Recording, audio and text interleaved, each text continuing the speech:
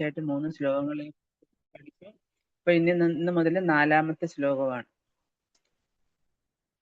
ചതുർവിധാ ശ്രീ ഭഗവത് പ്രസാദോ സ്വാദന്ന തൃപ്താൻ ഹരിഭക്ത സംഘാൻ കൃത്തൈവ തൃപ്തിം ഭജത സദൈവ വന്ദേ ഗുരു ശ്രീ ചരണാരവിന്ദം.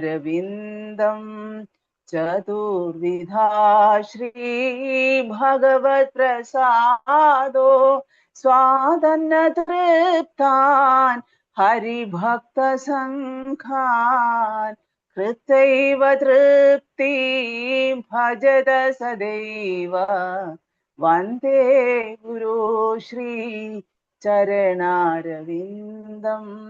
വന്ദേ ഗുരു ശ്രീ ചരണാരവിന്ദം. വന്ദേ ഗുരു ശ്രീ ചരണാരവിന്ദം. ഇതിന്റെ മീനിങ് എന്ന് പറയുന്നത്, ആധ്യാത്മിക ഗുരു ഭഗവാന് 4 വിധത്തിലുള്ള, അതായത് വലിച്ചൂറ്റി കഴിക്കേണ്ടത്. അപ്പൊ ഇങ്ങനെ രുചികരമായ ഭക്ഷണ പദാർത്ഥങ്ങൾ 4 വിധത്തിൽ ഉണ്ടാക്കി ഭഗവാന് സമർപ്പിക്കുന്നു. ഭക്തന്മാർ ഈ ഭഗവത് പ്രസാദം കഴിച്ച് തൃപ്തരാകുന്നത് കാണുമ്പോൾ ആത്മീയ ഗുരുവും തൃപ്തനാകുന്നു. ഇപ്രകാരമുള്ള ആത്മീയ ഗുരുവിന്റെ പാതാരവിന്ദങ്ങളിൽ ഞാൻ സാദര പ്രണാമങ്ങൾ അർപ്പിക്കുന്നു. അപ്പോ നമ്മൾ ഗുരു എന്തൊക്കെയാണ് ചെയ്യുന്നത്? അപ്പൊ നമ്മൾ കഴിഞ്ഞ 3 ശ്ലോകത്തിനകത്ത് നമ്മൾ പഠിച്ചു. കഴിഞ്ഞ ആദ്യത്തിനകത്ത് ഗുരു എന്ന് പറയുന്നത് കാർമേഘങ്ങൾ കാട്ടുതീയിൽ മഴ പെയ്യുന്നത് പോലെ അദ്ദേഹത്തിന്റെ കാരുണ്യം നമ്മളെ പോലുള്ള ബദ്ധ ജീവാത്മാക്കളുടെ ഭൗതിക അസ്തിത്വമാകുന്ന ആ കാട്ടുതീയിലേക്ക് ചൊരിഞ്ഞ് നമ്മളെ ഓരോരുത്തരെയും മോചിപ്പിക്കുന്നു. രണ്ടാമത്തതിനകത്ത് അദ്ദേഹത്തിന്റെ മനസ്സിന്റെ പരിശുദ്ധി നിമിത്തം അദ്ദേഹം ഭക്തി ആസ്വദിക്കുന്നു. എങ്ങനെയാണ് അദ്ദേഹം തിരുനാമ ജപം, ആനന്ദ നൃത്തം, സംഗീതോപകരണങ്ങളുടെ വാദനം, ഇങ്ങനെയൊക്കെ മഹാപ്രഭുവിന്റെ സങ്കീർത്തനത്തിൽ എപ്പോഴും ആധ്യാത്മിക ഗുരു അദ്ദേഹം ഏർപ്പെട്ടിരിക്കുന്നു. അതേപോലെ അദ്ദേഹത്തിലെ പല പല എന്താ പറയാ സാത്വിക ഭാവങ്ങൾ പ്രകടമാകാറുണ്ട്. അതേപോലെ തന്നെ ആത്മീയ ഗുരു ക്ഷേത്രത്തിൽ രാധാകൃഷ്ണന്മാരുടെ ആരാധനയിൽ ഏർപ്പെടുന്നു. ശിഷ്യന്മാരെ അതിൽ വ്യാപൃതരാക്കുന്നു, വിഗ്രഹങ്ങൾ അലങ്കരിക്കുന്നു, ക്ഷേത്രം വൃത്തിയാക്കുന്നു, അങ്ങനെ തുടങ്ങിയ പലതരത്തിലുള്ള സേവനങ്ങളിൽ ഗുരു എപ്പോഴും ഏർപ്പെടുകയും തൻ്റെ ശിഷ്യന്മാരെ കൂടി അതിൽ ഏർപ്പെടുത്തുകയും ചെയ്യും. ഇനി ഇപ്പൊ നമ്മൾ പറയുന്നത് എന്താണ്? ആധ്യാത്മിക ഗുരു അദ്ദേഹം 4 വിധത്തിലുള്ള, അതായത് പ്രസാദം, അദ്ദേഹം എന്താണ് പാചകം ചെയ്ത് അത് 4 വിധത്തിലുള്ള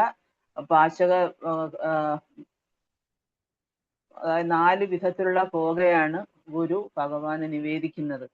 ഒന്നാമത്തത് ചവച്ചിറക്കുന്നത്, പിന്നെ അതേപോലെ തന്നെ അലിയിച്ചിറക്കുന്നത്, ചിലത് കുടിക്കുന്നത്, ചിലർ അതുപോലെ തന്നെ എന്താ നമ്മൾ പറയും, അതായത് സക്ക് ചെയ്യുക, അതായത് നക്കി കഴിക്കുക.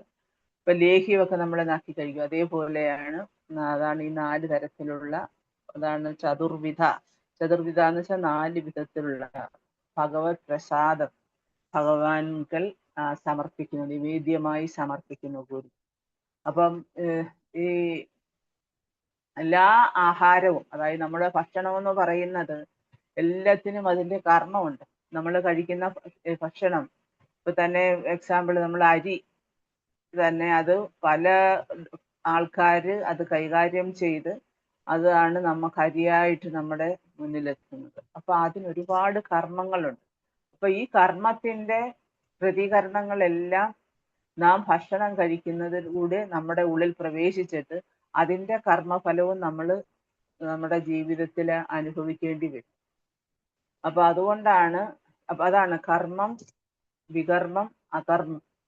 അപ്പൊ നമ്മൾ കർമ്മം എന്ന് വെച്ചാൽ പുണ്യകർമ്മം എന്ന് പറയും. പിന്നെ അതേപോലെ അകർമ്മം എന്ന് വെച്ചാൽ, വികർമ്മം എന്ന് വെച്ചാൽ കർമ്മശാസ്ത്രങ്ങളെ അതായത് കർമ്മശാസ്ത്രങ്ങളിലെ അനുസരിക്കാതെ ജീവിക്കുന്നവര്, അങ്ങനെ കർമ്മങ്ങൾ അനുഷ്ഠിക്കുന്നവര്. അതേപോലെ അകർമ്മം എന്ന് വെച്ചാൽ എന്താണ്? നമ്മൾ ഈ പറഞ്ഞതുപോലെ നമ്മൾ ഭഗവാന് ഈ ഭോഗ നിവേദിക്കുമ്പോഴാ ആ കർമ്മങ്ങളെല്ലാം ഭഗവാൻ സ്വയം ഏറ്റെടുക്കും. അപ്പൊ പിന്നീട് നമുക്ക് അതിന്റെ കർമ്മഫലങ്ങൾ അനുഭവിക്കേണ്ടി വരില്ല. അതുകൊണ്ടാണ് ഇപ്പൊ നമ്മൾ എന്തായാലും ഇപ്പൊ നമ്മൾ പറയുമ്പോൾ ഞാൻ പൈസ കൊടുത്ത് മേടിച്ചതിന് എന്ത് കർമ്മം കിട്ടാനാ, ഞാൻ അധ്വാനിച്ചതിന്റെ ഫലമാണ്.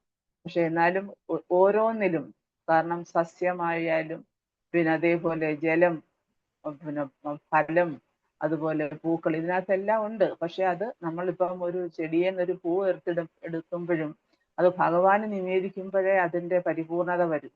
കാരണം ഈ ലോകത്ത് ഒരു പൂ പോലും നമുക്ക് വേണ്ടിയല്ല വിരിയുന്നത്, അതെല്ലാം ഭഗവാന് വേണ്ടിയാണ്. കാരണം ഭൗതിക ലോകത്തെ എല്ലാം സൃഷ്ടിച്ചതും ഈ ഭൗതിക ലോകത്തിന്റെ എല്ലാം ഉടമസ്ഥനും അതിന്റെ ഭോക്താവും, ഭോക്താരാം യജ്ഞ തപസാം സർവലോക മഹേശ്വരം സുഹൃതം സർവഭൂതാന ജ്ഞാത്വാ മാം ശാന്തി ഋച്ഛതി. അതായത് നമ്മള് എല്ലാത്തിന്റെയും, എല്ലാ യജ്ഞത്തിന്റെയും പരമാസ്വാദകൻ ഭഗവാനാണ്. നമ്മൾ ഭക്ഷണം ഉണ്ടാക്കുന്നത് നമുക്ക് വേണ്ടി, നമ്മുടെ നാവിനെ തൃപ്തിപ്പെടുത്താനും നമ്മുടെ എന്താ പറയാ ഇഷ്ടമനുസരിച്ചും നമ്മളുടെ മറ്റുള്ളവർക്ക് വേണ്ടിയൊക്കെയാണ് നമ്മൾ ഭക്ഷണം ഉണ്ടാക്കുന്നത്. പക്ഷെ അതല്ല, നമ്മൾ അതാണ് ധർമ്മശാസ്ത്രങ്ങളെ അടിസ്ഥാനമാക്കി വേണം നമ്മൾ ജീവിക്കേണ്ടത്. ധർമ്മശാസ്ത്രങ്ങളാണ് ഭഗവത്ഗീത, ഭാഗവതം, ഇതിനകത്തെല്ലാം ഉടനീളം പറയുന്ന എന്താണ്, നമ്മള് ഭഗവാന് നിവേദ്യം ചെയ്യണം. നമ്മൾ എന്ത് കഴിക്കുന്നു, അതായത് യത് കരോഷി യദസ്നാസി യജുഹോഷി തദാസ്യത്. അതായത് എന്താ, നീ എന്ത് നിവേദിക്കുന്നുവോ, എന്ത് തപശ്ചര്യകൾ അനുഷ്ഠിക്കുന്നുവോ, എന്ത് ദാനം ചെയ്യുന്നുവോ, എന്ത് ഭക്ഷിക്കുന്നുവോ, അതെല്ലാം എനിക്കായി അർപ്പിച്ചുകൊണ്ട് ചെയ്യുക. അതിനെയാണ് യജ്ഞം എന്ന് പറയുന്നത്. യജ്ഞൈ വൈ വിഷ്ണു. അതായത് യജ്ഞം എന്ന് പറഞ്ഞാൽ വിഷ്ണുവാണ്. ആ വിഷ്ണുവിനെ തൃപ്തിപ്പെടുത്താൻ വേണ്ടിയാണ് യജ്ഞങ്ങൾ അനുഷ്ഠിക്കുന്നത്. ഇപ്പൊ നമ്മൾ പണ്ടൊക്കെ നമുക്ക് പറയുമല്ലോ, അതായത് ത്രേതായുഗത്തിൽ യജ്ഞാനുഷ്ഠാനമായിരുന്നു നമ്മുടെ ആധ്യാത്മിക സാക്ഷാത്കാരത്തിനുള്ള മാർഗം. അതാണ് ശുപാർശ ചെയ്യുന്നത്. അന്നും ഇതുപോലെ ഭക്ഷണ പദാർത്ഥങ്ങൾ ഭഗവാന്റെ മുന്നിൽ നിവേദിച്ചതിന് ശേഷമാണ് ആൾക്കാർ കഴിക്കുന്നത്. അപ്പോൾ അത് പണ്ടുള്ള കാലത്തൊക്കെ എല്ലാവരും, അതായത് അവരവരുടെ വീടുകളില് ബ്രഹ്മസ്ഥാനം, ഭഗവാന് വീടിൽ ബ്രഹ്മസ്ഥാനത്ത് ഭഗവാനെ എന്താണ് പ്രതിഷ്ഠിച്ച് അവിടെ ഭഗവാനെ ക്ഷണിച്ചു വരുത്തി അവിടെ ഇരുത്തിയിട്ട് പ്രധാന സെന്ററിൽ, അതായത് നമ്മുടെ വീടിന്റെ സെന്ററിൽ ഭാഗത്താണ് ഭഗവാന്റെ സ്ഥാനം. അതാണ് ബ്രഹ്മസ്ഥാനം എന്ന് പറയുന്നത്. ഭഗവാനെ ക്ഷണിച്ച് അവിടെ ഇരുത്തി ഭഗവാന് നമ്മൾ എന്ത് കഴിക്കുന്നു അതെല്ലാം പാകം ചെയ്ത് ഭഗവാന്റെ മുന്നിൽ നിവേദിച്ചതിന് ശേഷമാണ് ബ്രഹ്മാർപ്പണം, ബ്രഹ്മഹവിസ്. അങ്ങനെ ബ്രഹ്മത്തിന് സമർപ്പിച്ച, ബ്രഹ്മം എന്ന് വെച്ചാൽ ഉദ്ദേശിക്കുന്നത് ഭഗവാനാണ്, വിഷ്ണുവാണ്, കൃഷ്ണനാണ്. അപ്പൊ അങ്ങനെയാണ് എല്ലാവരും അന്ന് ഭക്ഷണം കഴിച്ചുകൊണ്ടിരുന്നത്. പിന്നെ കാലം മാറി, എന്താ പറയാ, പിന്നെ യജ്ഞങ്ങളിൽ ഈ മൃഗങ്ങളെ നിവേദിക്കാൻ തുടങ്ങി. അതായത് മൃഗങ്ങളെ സാക്രിഫൈസ് ചെയ്യാൻ തുടങ്ങി. അപ്പൊ അങ്ങനെ വർഷത്തിൽ ഒരിക്കല് അമാവാസി ദിനത്തിൽ അങ്ങനെ ചെയ്യുമായിരുന്നു. പിന്നെ ആ ഭോജനം ആ മാംസം അവര് ഭക്ഷിക്കാൻ തുടങ്ങി. പിന്നെ അതിനുശേഷം അങ്ങനെയാണ് ഒരുപാട് ചേഞ്ചസ് വന്നത്. പിന്നെ നമുക്കൊന്നും പറയാൻ പറ്റില്ല, ആ ഒരു കണ്ടീഷനാണ് കലിയുഗത്തിൽ. അപ്പോ എന്താ പറയാ, അപ്പൊ നമ്മള് കഴിക്കുന്ന ഭക്ഷണത്തെ ആസ്പദമാക്കിയിരിക്കും നമ്മുടെ അവബോധം. നമ്മൾ എന്ത് കഴിക്കുന്നോ അതിനെ ആസ്പദമാക്കിയിരിക്കും. അപ്പൊ ശാന്ത്യാഗ ഉപനിഷത്തിൽ പറയുന്നുണ്ട്, അതായത് ആഹാരശുദ്ധവും സത്വശുദ്ധി ധ്രുവാസ്മൃതിർലോഭേ സർവഗ്രന്ഥിനാം വിപ്രമോക്ഷ. അതായത് ആഹാരത്തിന്റെ പരിശുദ്ധിയിൽ നിന്ന് മനസ്സിന് ശുദ്ധി ലഭിക്കുന്നു, മനസ്സിന്റെ ശുദ്ധിയിൽ നിന്ന് നല്ല ഓർമ്മയുണ്ടാകുന്നു. അതായത് മെമ്മറി പവർ, നമ്മൾ അതാണ് പറയുന്നത്, സ്മരണ, നല്ല സ്മരണയുണ്ടാകുന്നു. നിത്യസ്മരണയിൽ നിന്ന് ഒരാൾ എല്ലാ ബന്ധനങ്ങളിൽ നിന്നും സ്വതന്ത്രനാകുന്നു. അങ്ങനെ ഒരാൾ മോചിതനാകുന്നു, സർവ പ്രതികർമ്മങ്ങളിൽ നിന്നും പരിപൂർണമായും മോചനം നേടുന്നുവെന്നാണ്. അതായത് നമുക്ക് ഇപ്പൊ നമ്മൾ കഴിക്കുന്ന ഭഗവാൻ ഇതിനെക്കുറിച്ച് കുറെ 17-ാം അധ്യായത്തിലും പറയുന്നുണ്ട്. അതേപോലെ 3-ാമത്തെ അധ്യായത്തിൽ കർമ്മയോഗത്തിനകത്ത് പറയുന്നുണ്ട്. എന്താണെന്ന് വെച്ച് കഴിഞ്ഞാൽ, നമ്മൾ എന്താണോ നമ്മുടെ അവബോധം, നമ്മൾ അത് കഴിക്കുന്ന നമ്മുടെ ഉള്ളിലേക്ക് ചെല്ലുന്ന ഭക്ഷണത്തെ ആശ്രയിച്ചിരിക്കും. അതായത് ഇപ്പൊ നമ്മള് എന്താണ് ഇപ്പൊ പ്രസാദം കഴിക്കുന്നവരെപ്പോഴും അതാണ് ഇതിന്റെ പ്രാധാന്യം. അതായത് ഉപനിഷത്തിൽ പറയുന്നതാണ്. അതായത് നമുക്കത് ഭഗവത്ഗീതയ്ക്കകത്ത് പറയുന്നതല്ല, ഉപനിഷത്തുകൾ. അപ്പൊ ഉപനിഷത്തില് അതുപോലെ എല്ലാ ശാസ്ത്രങ്ങളിലും ഇതിനെക്കുറിച്ച് പറയുന്നുണ്ട്. കാരണം നമ്മുടെ എന്താ പറയാ, ആഹാരം അഥവാ ഭക്ഷണം അത് നമ്മളെ എങ്ങനെയാണ് നമ്മുടെ അവബോധത്തെ, നമ്മുടെ മെമ്മറിയെ, നമ്മുടെ ഈവൻ നമ്മുടെ സെല്ലുകളെ വരെ അത് ശുദ്ധീകരിക്കുന്നു. അത് അങ്ങനെയാണ് നമ്മൾ അങ്ങനെ ശുദ്ധീകരിച്ചിട്ടാണ് നമുക്ക് മോക്ഷം, അതായത് ഭൗതിക ലോകത്തിന്റെ അതായത് നമ്മുടെ ഹൃദയത്തിൽ ഒരു നോട്ടുണ്ട്, ഹൃദയഗ്രന്ഥി. ഈ ഹൃദയഗ്രന്ഥിയിലെ അതാണ് വിദ്യതേ ഹൃദയഗ്രന്ഥി ചിദ്യന്തേ സർവസംശയ. ആ നോട്ട്, ആ ഒരു ഹൃദയഗ്രന്ഥിയെ ഛേദിച്ചാൽ മാത്രമേ നമുക്ക് ഭൗതിക അതാണ് കെട്ട്. നമ്മുടെ അതായത് എന്താ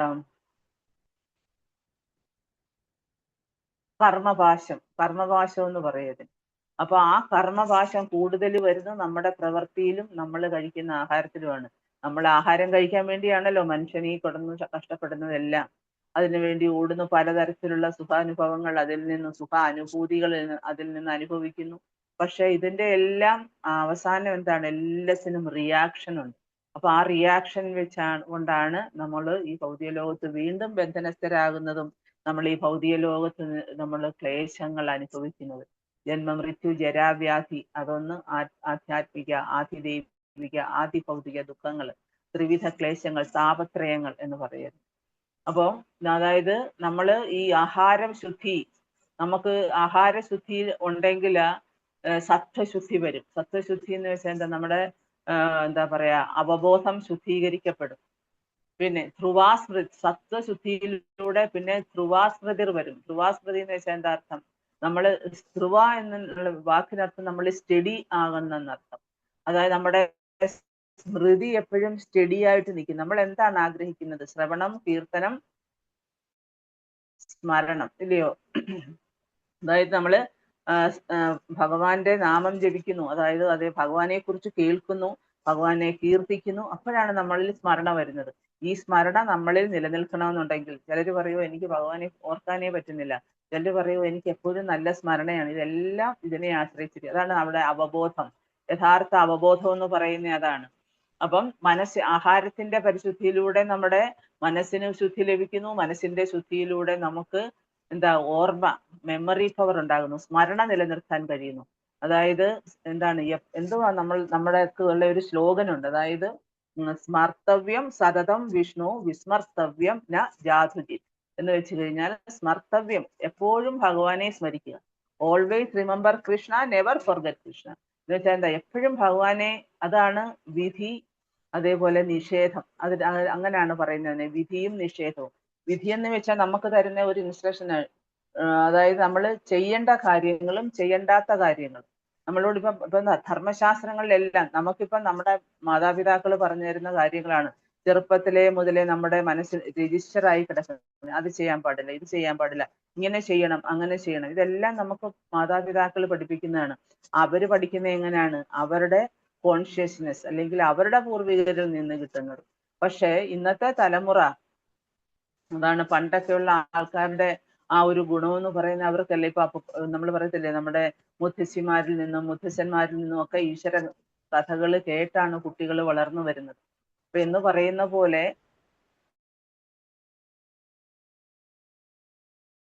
ഇന്നത്തെ തലമുറ മാറി.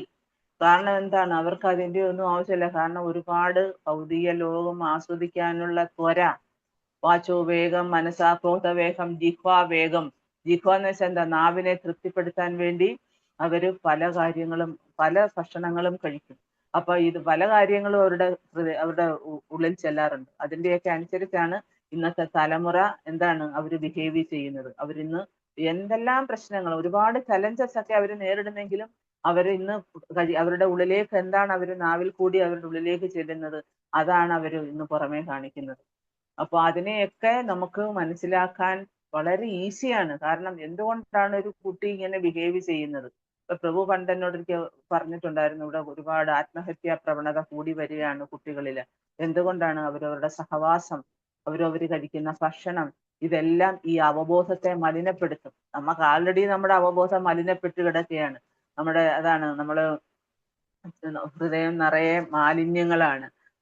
ഇപ്പൊ കണ്ണാടിയിൽ പൊടി പിടിച്ചിരിക്കുന്നത് പോലെ നിറയെ മാലിന്യങ്ങളാണ്. അപ്പൊ ഇതിനെയൊക്കെ എങ്ങനെ നമുക്ക് ശുദ്ധീകരിച്ചെടുക്കാം? അപ്പൊ അതിനാണ് ഈ കൃഷ്ണാവബോധ സമിതി, അല്ലെങ്കിൽ ഈ കൃഷ്ണാവബോധം എന്ന ഈ പ്രക്രിയ ഇത് വളരെ ഈസി ആയിട്ട് സുസുഖം കർത്തും അവയും വളരെ ഈസി ആയിട്ട് നമുക്ക് ചെയ്യാവുന്ന കാര്യങ്ങളാണ്. ഇതിനകത്തൊന്നും വലിയ തപശ്ചര്യകളുടെ ഒന്നും ആവശ്യമില്ല. നമ്മൾ ഭക്ഷണം കഴിക്കുന്നു, നമ്മൾ എല്ലാ നേരവും ഒരു ദിവസത്തിൽ 3 നേരം ഭക്ഷണം കഴിക്കുന്നു. അത് ഇത് നമ്മൾ ചിന്തിക്കുന്ന എന്താ, ഓഹ് എനിക്കിന്ന് ഇഷ്ടമുള്ള ഒരു സാധനം ഉണ്ടാക്കുക, അല്ലെങ്കിൽ ഇന്ന് എനിക്കിത് ഇഷ്ടമാണ് ഞാൻ അത് ഉണ്ടാക്കുക. എന്റെ നാവിനെ തൃപ്തിപ്പെടുത്തുക, എന്റെ നാവിനെ അതാണ് ഞാൻ എന്റേതെന്നുള്ള ആ ഭാവം. അതിന് വേണ്ടിയാണ് ആ ജിഹ്വയെ, നമ്മുടെ നാവിനെ തൃപ്തിപ്പെടുത്താൻ വേണ്ടിയാണ് ആൾക്കാർ ഇന്ന് നെട്ടോട്ടം ഓടുന്നത്. അപ്പൊ നമ്മൾ കൃഷ്ണ കോൺഷ്യസിൽ വരുമ്പോഴാണ് എന്താണ് പ്രസാദം. ഇപ്പൊ നമ്മൾ പണ്ടൊക്കെ അമ്പലങ്ങളിലൊക്കെ പോകുമ്പോഴാ പ്രസാദമായിട്ട് തരുന്ന ഒന്നീ ചന്ദനം, അല്ലെങ്കിൽ ഭസ്മം, അല്ലെങ്കിൽ തീർത്ഥം, ഇതൊക്കെയാണ്. പക്ഷെ ഇപ്പൊ നോക്കിയ എല്ലാ അമ്പലങ്ങളിലും പ്രസാദം കൊടുക്കുന്നുണ്ട്. ഇപ്പൊ നമ്മൾ ഗുരുവായൂർ ചെന്ന് കഴിഞ്ഞാൽ അവിടെ 3 നേരവും ഫുഡ്. പിന്നെ അതുപോലെ ഏത് അമ്പലങ്ങളിൽ ചെന്നാലും ചില വിശേഷ ദിവസങ്ങളിലൊക്കെ അവര്, പക്ഷെ നമ്മുടെ നാട്ടില് പറഞ്ഞ പോലെ അതും അതും മെറ്റീരിയൽ ആണ്. ഇന്നത്തെ അമ്പലങ്ങളിലൊക്കെ, ഇന്നത്തെ ചില അമ്പലങ്ങളിലൊക്കെ ചെയ്യുന്ന അവിടെ ഉള്ളിയും വെളുത്തുള്ളിയൊക്കെ ഇട്ടാണ് അവർ ഉണ്ടാക്കുന്നത്. ഒരിക്കലും ദൈവത്തിന് ഉള്ളിയും വെളുത്തുള്ളിയും വെച്ച് ഇട്ട് ഭക്ഷണം ഉണ്ടാക്കി നിവേദിക്കാൻ പാടില്ല. അത് നമ്മുടെ ആൾക്കാർ അത്ര അജ്ഞരായതുകൊണ്ടാണ്. അപ്പൊ പക്ഷെ ഗുരുവായൂരൊക്കെ നോക്കും, അവിടെ എപ്പോഴും അതാണ് സാത്വികമായിട്ടുള്ള വിഷ്ണു ക്ഷേത്രങ്ങളിലൊക്കെ അവിടെ ഉള്ളിയും വെളുത്തുള്ളിയും ഉപയോഗിക്കാറേ ഇല്ല. അതൊക്കെയാണ് വ്യത്യാസം. പിന്നെ വേറൊരു കാര്യം എന്ന് വെച്ച് കഴിഞ്ഞാല് എന്താ പറയാ, നമ്മൾ അവിടെ ഉണ്ടാക്കുന്നതെല്ലാം, നമ്മൾ എന്ത് ഭക്ഷണം ഉണ്ടാക്കിയാലും അതാണ്, നീ എന്ത് ഭക്ഷിക്കുന്നുവോ അതെനിക്കായി സമർപ്പിക്കുക. ഭഗവാൻ പറയുന്നുണ്ട്, പത്രം പുഷ്പം ഫലം തോയം വ്യോമേ ഭക്ത്യാ പ്രയച്ഛതി. ഒരു പൂവോ ഒരിലയോ ഒരു ഫലമോ ഇത്തിരി ജലമോ എനിക്ക് നീ ഭക്തിയോടെയും സ്നേഹത്തോടെയും സമർപ്പിച്ചാൽ ഞാനത് സ്വീകരിക്കും തീർച്ചയായും. പക്ഷെ നമ്മളോട് നമ്മുടെ ആചാര്യന്മാര് പറയും, നമ്മൾ എന്ത് കഴിച്ചാൽ, നമുക്കിപ്പം പൂവും അല്ല എന്താ പറയാ ഇലയും ഒരു പഴവും കൊണ്ട് മാത്രം നമുക്ക് ഭക്ഷണം വേണം അല്ലേ, നമുക്ക് നമ്മുടെ ആത്മാവിനെയും ശരീരത്തെയും നിലനിർത്താൻ. അപ്പൊ അതായാലും അതാണ് യത്കരോഷി യഥേഷ്ടം, നീ എന്ത് ചെയ്യുന്നു, എന്ത് ഭക്ഷിക്കുന്നു അത് എനിക്ക് അർപ്പിക്കാൻ, അതാണ് ഭഗവാൻ പറയുന്നത്. അതുകൊണ്ടാണ് നമ്മൾ എന്ത് ഭക്ഷണം പാകം ചെയ്താലും അത് ഭഗവാന് നിവേദിച്ചിട്ട് ചെയ്യാം. നമുക്ക് അതിനുള്ള ഇൻസ്ട്രക്ഷൻസ് എല്ലാം കിട്ടിയിട്ടുണ്ട്. അതിനുള്ള പിന്നെ എങ്ങനെയാണ് നിവേദ്യം ഭഗവാൻ അർപ്പിക്കേണ്ടത്, എത്ര ശുദ്ധിയോട് വേണം, നമ്മുടെ കിച്ചണിൽ എത്രമാത്രം പരിശുദ്ധി വേണം, അതുപോലെ നമ്മുടെ മനസ്സിനും നമ്മുടെ ശരീരത്തിനും എത്രമാത്രം ശുദ്ധി വേണം, എന്തെല്ലാം പിന്നെ എന്താണ് നിയന്ത്രണങ്ങൾ നമ്മൾ പാലിക്കണം, ഇതെല്ലാം നമുക്ക് പഠിപ്പിച്ചു തന്നിട്ടുണ്ട്. നിങ്ങൾക്ക് എല്ലാ ദിവസവും പ്രഭു പറഞ്ഞ അല്ലെങ്കിൽ ഏതെങ്കിലും മറ്റ് വൈഷ്ണവരുടെ ക്ലാസ്സിൽ നിന്ന് അതൊക്കെ നിങ്ങൾക്ക് ലഭിക്കുന്നുണ്ടാവും, അങ്ങനെയുള്ള അറിവുകൾ. അപ്പൊ നമ്മള് എന്താണ്, നമ്മുടെ ഓരോ ദിവസം കഴിയും തോറും നമുക്ക് എന്തെങ്കിലുമൊക്കെ മാറ്റങ്ങൾ ഉണ്ടാകണം. ഓരോ ക്ലാസ് കേട്ട് കഴിയുമ്പോൾ എന്താണ് മാറ്റങ്ങൾ നമ്മുടെ ജീവിതത്തിൽ, എനിക്ക് എന്തെല്ലാം മാറ്റങ്ങൾ, ഞാൻ ഇത്രയും നാള് പിന്നെന്താ ഇപ്പൊ ഇന്നത്തെ ഈ ക്ലാസ് കേട്ട് കഴിയുമ്പോൾ നിങ്ങൾ വിചാരിക്കും, ഇന്നത്തെ ഈ ക്ലാസ് കേട്ട് ഇനി മുതൽ എനിക്ക് നിവേദ്യം ചെയ്യണം ഭഗവാൻ. ഇതുവരെ നിവേദ്യം ചെയ്യാത്തവര് തുടങ്ങണം, നിവേദ്യം ചെയ്യണം ഭഗവാൻ. ആദ്യം മുതലേ നമുക്ക് നമ്മുടെ പിന്നെന്താ പറയാ അടുക്കളയെന്ന് വെച്ചാൽ എന്താണ്, അത് പിന്നെ നമ്മൾ ഭഗവാനെ പറയത്തില്ലേ സെന്ററിൽ ഇരുത്തിയിരിക്കുകയാണ്. നമ്മുടെ വീടിന്റെ സെന്ററിലാണ് ഭഗവാന്റെ സ്ഥാനം. അപ്പൊ നമ്മൾ ആ മുറിക്കകത്ത് നമ്മൾ എന്താ പറയാ, ഭഗവാൻ ഒരു ആൾത്താര ഉണ്ടാക്കി അതില് ഭഗവാന്റെ ഫോട്ടോ വെച്ച് അല്ലെങ്കിൽ വിഗ്രഹം വെച്ച്, അതുപോലെ ഗുരുപരമ്പര വെച്ച് ഒക്കെ നമ്മൾ അവിടെ നിവേദ്യം എപ്പോഴും ഗുരുപരമ്പര ഉണ്ടാകണം നമ്മുടെ ആൾക്കാരിനകത്ത്. അപ്പൊ അതാണ് കാരണം, ഗുരുവിൽ കൂടിയാണ് നമ്മൾ ഇതെല്ലാം അർപ്പിക്കുന്നത്. ഗുരുവിനോട് അനുവാദത്തോടു കൂടി ഗുരുവിന്റെ കയ്യിലേക്കാണ് ആക്ച്വലി നമ്മൾ സമർപ്പിക്കുന്നത്. ഗുരു അത് സ്വീകരിച്ച് ഭഗവാന് സമർപ്പിക്കുകയാണ്. അപ്പൊ എന്ന് പറയുന്നത് കൊണ്ടാണ് നമ്മൾ ആദ്യം ഗുരുമന്ത്രം ഒക്കെ ജപിച്ചിട്ട് ചെയ്യുന്നത്. അപ്പോ നമ്മളെ ഓരോരുത്തരും ആ ഒരു എന്താ പറയാ, അങ്ങനെയാണ് നമ്മുടെ ജീവിതത്തിൽ പരിശുദ്ധി ഉണ്ടാകുന്നത്.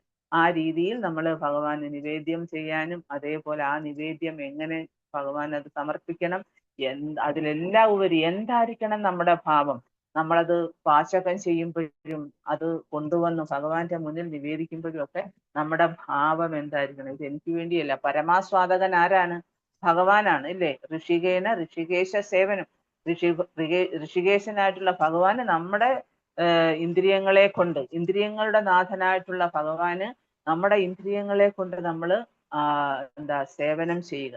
അപ്പൊ അതാണ് നമ്മുടെ കർത്തവ്യം എന്ന് പറയുന്നത്.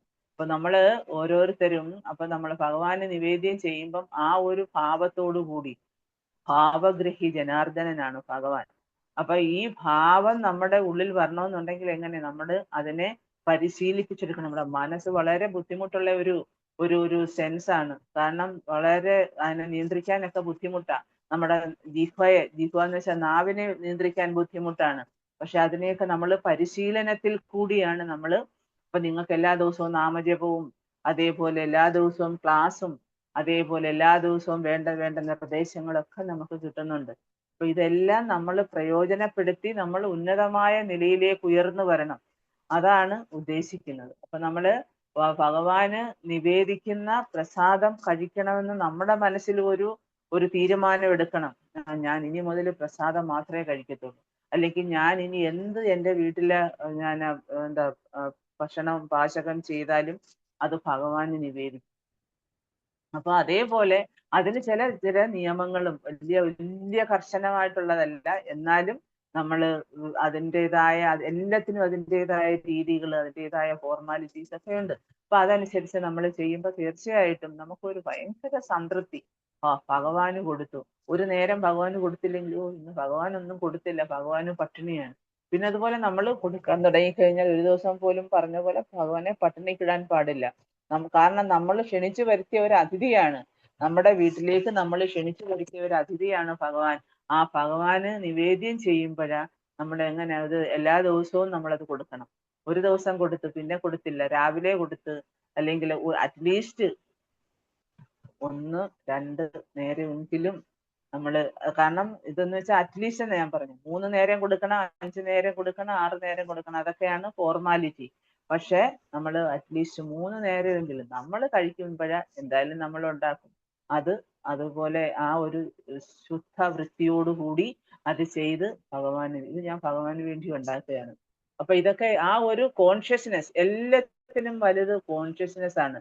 നമ്മൾ ആ ഒരു അവബോധത്തോടു കൂടി നമ്മൾ ഭഗവാൻ അത് ചെയ്യുമ്പോഴാ ഭഗവാൻ അത് തീർച്ചയായിട്ടും സ്വീകരിച്ചിരിക്കും. അപ്പം പറയത്തില്ലേ, അതായത് ഒരു ദിവസം കൊടുത്തില്ലെങ്കിൽ ഭഗവാൻ ചോദിക്കും നമ്മളോട്, നീ എന്താണ് എനിക്ക് തരാത്തത്? മനസ്സിലായോ? അപ്പൊ അതാണ്. അപ്പൊ നമ്മള് എല്ലാവിധ സർവ കർമ്മ പ്രതികർമ്മങ്ങളിൽ നിന്നും നമ്മൾ മോചിതരാകും.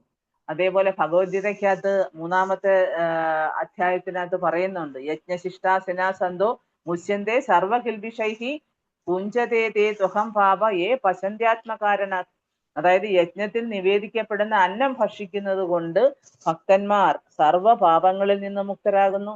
സ്വയം ആസ്വദിക്കാൻ വേണ്ടി മാത്രം ഭക്ഷണം ഉണ്ടാക്കുന്നവർ പാപത്തെയാണ് ഭുജിക്കുന്നത്.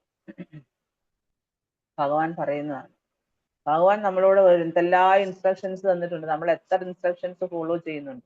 ഭഗവത്ഗീത പഠിക്കുന്ന അതിനു വേണ്ടിയാണ്. നമ്മൾ അറ്റ്ലീസ്റ്റ് ഭഗവാൻ നമുക്ക് തരുന്ന 100 നിർദ്ദേശങ്ങൾ തരുന്നെങ്കിൽ അതിന്റെ പകുതിയെങ്കിലും നമ്മൾ അതിനെ ആശ്രയിക്കണം. നമ്മൾ ആശ്രയിക്കണം അതിനെ. അതാണ്. അല്ല നമ്മൾ ഫോളോ ചെയ്യുക എന്നല്ല പറയുന്നത്, ആശ്രയിക്കുക. ആശ്രയിക്കുക എന്ന് വെച്ചാൽ എന്താ? അതിന്റെ അർത്ഥം തന്നെ നമ്മൾ അതിനെ പറയുന്നതേ പോലെ സ്വീകരിക്കുക. ഭഗവാനെ നമ്മൾ ആശ്രയിക്കണമെന്ന് പറയുന്നത് എന്താണ്? ഭഗവാന്റെ നിർദ്ദേശങ്ങളെ പാലിക്കുക എന്നാണ് അർത്ഥം. ഗുരുവിനെ ആശ്രയിക്കുക എന്ന് വെച്ചാൽ ഗുരുവിന്റെ നിർദ്ദേശങ്ങളെ പാലിക്കുക എന്നാണ് അർത്ഥം. അപ്പൊ അതുകൊണ്ടാണ്, അപ്പം ഭഗവാൻ പറയുന്നത് എന്താണ്? നമ്മൾ അല്ലാത്തവര് ചോരന്മാരാണ്. അതായത് പിന്നെന്താ, സ്വയം ആസ്വദിക്കാൻ വേണ്ടി മാത്രം ഭക്ഷണം ഉണ്ടാക്കുന്ന ഓരോ ഉരുളയും, നമ്മൾ കഴിക്കുന്ന ഓരോ ഉരുളയും പാപമാണ്. അതാണ് ഞാൻ ആദ്യം അരിയുടെ കാര്യം പറഞ്ഞത്. എത്ര പ്രോസസ്സാണ് അതിനകത്ത് എത്രയോ ആൾക്കാർ ഇൻവോൾവ് ആവുന്നു. അപ്പൊ അതെല്ലാം ഓരോരുത്തരുടെയും കർമ്മം ഇതിനകത്ത് ഇങ്ങനെ പാസ് ചെയ്ത് വന്ന് അവസാനം നമ്മുടെ കയ്യിലെത്തും. നമ്മൾ അതേപോലെ വെച്ച് നമ്മൾ അങ്ങ് കഴിക്കും. പക്ഷെ അത് ഭഗവാന് വേണ്ട വിധത്തിൽ നിവേദിച്ചതിന് ശേഷം ആ ഉച്ഛിഷ്ടം കഴിക്കുമ്പോൾ അതിനകത്തുനിന്ന് ഒരു കർമ്മവും നമ്മളെ ബാധിക്കില്ല. അല്ലെങ്കിൽ നമ്മൾ ഇപ്പൊ ചിലര് ചോദിക്കും, ഞാൻ പിന്നെ പിന്നെ എന്താ പാപം ഒന്നും ചെയ്യുന്നില്ലല്ലോ, പിന്നെ എന്താണ് എനിക്ക് പിന്നെ ദോഷം വരേണ്ട ഒരു കാര്യമില്ല, ഞാൻ ഒരു പാപവും ചെയ്യുന്നില്ല. ഇത് തന്നെ പാപമോ? കഴിക്കുന്ന ഭക്ഷണത്തിൽ തന്നെയുണ്ട് പാപം. അപ്പൊ അതുകൊണ്ടാണ് പറയുന്നത്, യത്കരോഷി യഥസ്നാസി, എന്ത് ചെയ്താലും അത് ഭഗവാനിൽ അർപ്പിച്ചു ചെയ്യുക. അതെപ്പോഴും നമ്മുടെ മനസ്സിൽ വേണം. അതാണ് സർവം കൃഷ്ണാർപ്പണമസ്തു. നമ്മളെല്ലാരും പറയും, ഓ സർവം കൃഷ്ണാർപ്പണമസ്തു, സർവം കൃഷ്ണാർപ്പണമസ്തു, എല്ലാരും പറയും.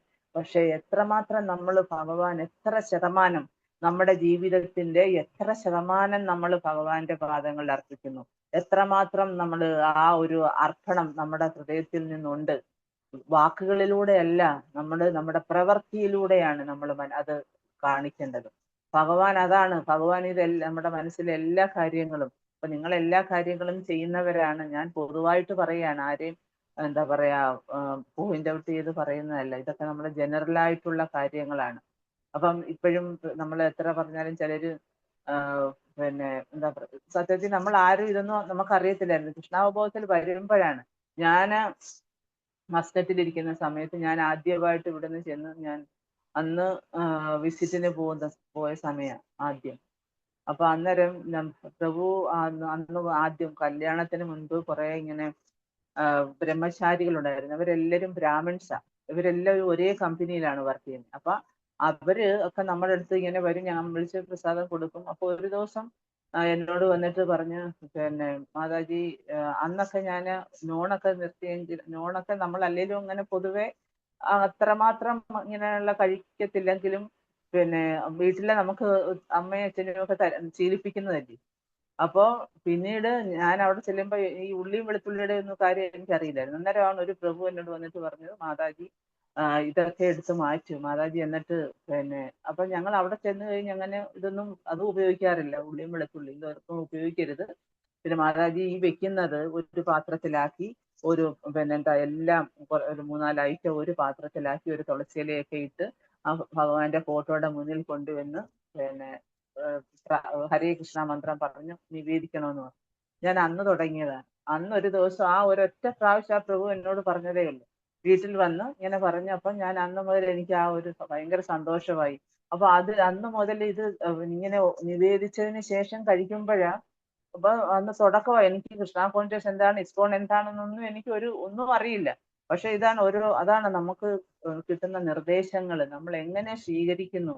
ഒരു ഭക്തൻ നമ്മളോട് പറഞ്ഞു തരുമ്പോൾ, അല്ലെങ്കിൽ നമുക്കൊരു നിർദ്ദേശം ഒരു ഗുരുവിൽ നിന്ന് കിട്ടുമ്പോഴാ അപ്പൊ അതാണ് അതിന്റെ ആ ഒരു എന്താ പറയാ, ഭക്തന്മാരൊക്കെ നമ്മുടെ ജീവിതത്തിൽ സ്വാധീനം ചെലുത്തുന്നത് അങ്ങനെയാണ്. അപ്പൊ അന്ന് മുതൽ തുടങ്ങിയതാണ് ഞാൻ. അന്ന് ഇപ്പൊ വർഷങ്ങൾ ഒരു 34 വർഷമായി. പിന്നീടാണ് അതിന്റെ പിന്നെ മന്ത്രം പഠിക്കാൻ തുടങ്ങിയതും എങ്ങനെ ചെയ്യണമെന്നും എന്തെല്ലാം നമ്മൾ ഫോർമാലിറ്റീസ് പാലിക്കണമെന്നൊക്കെ പിന്നീടാണ് നമുക്ക് അത് മനസ്സിലാക്കാനും പഠിക്കാനും ഒക്കെ തുടങ്ങി. പക്ഷെ അന്ന് തുടങ്ങിയതാണ് നമ്മൾ ഓഫറിങ്. അപ്പൊ എന്ന് പറയുന്ന പോലെ നമ്മള് കാരണം എന്ന് വെച്ചാൽ അതൊന്നും വലിയ കാര്യമൊന്നുമല്ല. നമ്മൾ വിചാരിക്കുമ്പം ഞാൻ ഇനി അങ്ങനെ ചെയ്യണം ഇങ്ങനെ ചെയ്യണം. നമ്മൾ മനസ്സുകൊണ്ട് ഭഗവാൻ അർപ്പിക്കുന്നത് സ്നേഹത്തോടെ ഭക്തിയോടെ നമ്മൾ ചെയ്യുക എന്ന് പറയുന്നത്. അന്നൊന്നും നമുക്ക് ഭഗവാനോട് സ്നേഹവും ഇല്ല, ഭക്തിയില്ല, ഇപ്പോഴും ഇല്ല. പക്ഷെ എന്നാലും ഞാൻ പറയുകയാണ്, ഒരാളിന്റെ നിർദ്ദേശം നമ്മളോട് ഒരാൾ പറയുമ്പോഴാ, ഒരു ഭക്തൻ നമ്മളോട് പറയുമ്പോഴാ നമ്മള് പിന്നെന്താ അത് അനുസരിക്കുക. അല്ലെങ്കിൽ ഇപ്പൊ തന്നെ നമ്മുടെ ഗുരുക്കന്മാര് ഒക്കെ നമ്മളോട് ഓരോ കാര്യങ്ങൾ പറഞ്ഞു തരുമ്പം അത് അനുസരിക്കുക എന്നുള്ളത് നമ്മുടെ കൂടെ ഒരു കർത്തവ്യമാണ്. അപ്പം ഭഗവാൻ പറയുന്നത് കാരണം എന്താണ്, നമ്മൾ അത് മനസ്സിലാക്കണം, അതിന്റെ തത്വം എന്താണ് മനസ്സിലാക്കണം. അപ്പൊ നമ്മള് എന്താ ഈ ഭഗവത്ഗീതയ്ക്കകത്ത് ഭഗവാൻ പറയുന്നുണ്ട്, നമ്മൾ ഓരോ ഉരുളയും എന്താണ് പാപത്തെയാണ് പൂജിക്കുന്നത്. അതേപോലെ എല്ലാ കാര്യങ്ങളും ഇപ്പൊ ദേവന്മാരായാലും അവരെല്ലാം നമുക്ക് പ്രൊവൈഡ് ചെയ്ത് തന്നിട്ടുണ്ട്. ഇതെല്ലാം ഭഗവാന്റെ അനുഗ്രഹമാണ്. പക്ഷേ നമ്മൾ അതൊന്നും തിരിച്ചു സമർപ്പിക്കുന്നില്ല. നമുക്ക് ഈ അരി തരുന്നതും നമുക്ക് ഭക്ഷണം തരുന്നതും നമുക്ക് വെജിറ്റബിളും ഫ്രൂട്ട്സും വെള്ളവും വായുവും അഗ്നിയും സൂര്യപ്രകാശവും എല്ലാം തരുന്നത് ഭഗവാനാണ്. നമ്മൾ ഇതൊന്നും കൊണ്ടുവന്നല്ല. നമ്മൾ ഇവിടെ വന്നപ്പോൾ ഇതെല്ലാം നമുക്കുണ്ട്. പക്ഷെ നമ്മൾ ഇതൊന്നും, അതാണ് യജ്ഞത്തെ തിരിച്ച് സമർപ്പിക്കണം. ദേവന്മാര് അവര് നമുക്കിതെല്ലാം പ്രൊവൈഡ് ചെയ്യുന്നു. അവർ നമ്മൾ പ്രത്യേകിച്ച് ദേവന്മാരെ പിന്നെ സൂര്യദേവനെ അല്ലെങ്കിൽ അഗ്നിദേവനെ അല്ലെങ്കിൽ വായുദേവനെയൊക്കെ പൂജിക്കണമെന്നല്ല. കാരണം അവര് നമ്മളോട് റെസ്പോൺസിബിലിറ്റി ഉണ്ട്. അതുകൊണ്ട് നമ്മൾ ഭഗവാന്റെ നിർദ്ദേശപ്രകാരം അവരതെല്ലാം നമുക്ക് പ്രൊവൈഡ് ചെയ്ത് തരുന്നു ഈ ലോകത്ത്. ഇതെല്ലാം ഭഗവാനിൽ നിന്ന് വന്നതാണ്. അഹം സർവസ്യ പ്രഭവോ. അപ്പൊ നമ്മുടെ ഡ്യൂട്ടി എന്താണ്, നമ്മൾ അതിനെ സ്വീകരിക്കുമ്പോഴാ. നമ്മൾ ഒരാൾ നമുക്കൊരു കാര്യം തരുമ്പോൾ നമ്മൾ എന്താണ് ദദാതി പ്രതിഗൃഹണാതി. നമ്മൾ ഒരാൾ ഒരു കാര്യം തരുമ്പോൾ നമ്മൾ അത് തിരിച്ചും കൊടുക്കണം. ഒരാൾ നമുക്ക് പ്രസാദം തരുമ്പോൾ നമ്മളും അവർക്ക് തിരിച്ച് പ്രസാദം കൊടുക്കണം. നമുക്കൊരു സമ്മാനം തരുമ്പം നമ്മളും ഒരു സമ്മാനം അവർക്ക് തിരിച്ചു കൊടുക്കണം. അപ്പൊ അതൊക്കെ സ്നേഹത്തിന്റെ കൈമാറ്റമാണ്. അതുപോലെ നമുക്ക് അതിന്റെ ഡ്യൂട്ടി ഉണ്ട്. അപ്പൊ അവരിതൊക്കെ നമുക്ക് പ്രൊവൈഡ് ചെയ്ത് തരുമ്പം നമ്മൾ ഇതൊന്നും തിരിച്ചു കൊടുക്കാതെ തരുന്നതെല്ലാം നമ്മൾ അത് സ്വീകരിച്ചുകൊണ്ടിരുന്നു കഴിഞ്ഞ് അങ്ങനെയുള്ളവർ ചോരന്മാരാണ് എന്നും ഭഗവാൻ ഈ അധ്യായത്തിൽ തന്നെ പറയുന്നുണ്ട്. ഈ 3-ാമത്തെ അധ്യായത്തിൽ പറയുന്നു. നമുക്ക് പിന്നെ അന്നം എങ്ങനെയാണ് കിട്ടുന്നത്? മഴ മൂലമാണ്. മഴ എവിടുന്നാണ് ഉണ്ടാകുന്നത്? പിന്നെ യജ്ഞത്തിൽ നിന്നാണ് മഴ ലഭിക്കുന്നത്. അപ്പൊ മഴ ലഭിച്ചാലേ നമുക്ക് എന്താണ് അന്നം, അന്നാത് ഭവന്തി ഭൂതാനി പർജന്യാത് അന്ന സംഭവ, അന്നം ലഭിക്കുന്നത് അങ്ങനെയാണ്. അപ്പം ഇതൊക്കെ നമ്മൾ യജ്ഞത്തിൽ നിന്ന്, അതായത് മഴ ലഭിക്കുന്നതോ യജ്ഞത്തിൽ നിന്ന്. പണ്ടൊക്കെ യജ്ഞാനുഷ്ഠാനം നടത്തുമ്പോഴാണ് ഇന്ദ്രനെ നമുക്ക് ആവശ്യമുള്ള മഴ നമുക്ക് തരുന്ന ഭൂമിയിലേക്ക്. ഇന്ന് മഴയെങ്കിൽ മഴ, വെയിലെങ്കിൽ വെയിൽ. ഇന്ന് അതിനൊന്നും ഒരു ഓർഡറും ഇല്ല. കാരണം എന്താണ്, ആരും അതിനെ ഒന്നും, ഇപ്പോഴെല്ലാം കാലം എല്ലാം മാറിയും തിരിഞ്ഞും ഒക്കെയാണ്. ഇപ്പൊ ചില സമയത്ത് സംഹാര താണ്ഡവം പോലെയാണ് പ്രകൃതി പോലും. പ്രകൃതിയൊക്കെ പ്രതികരിക്കുന്നതാണത്, ദേവന്മാര് പ്രതികരിക്കുന്നതാണത്. അപ്പൊ നമ്മള് എന്താണ് അതിന് എല്ലാത്തിന്റെ ഒരേ ഒരു സൊല്യൂഷൻ എന്ന് പറയുന്നത് എന്താണ്, കാരണം എല്ലാത്തിന്റെയും ആധാരം എന്ന് പറയുന്ന, എല്ലാത്തിന്റെയും സോഴ്സ്, ഉത്ഭവം എന്ന് പറയുന്ന ഭഗവാനാണ്, അല്ലേ?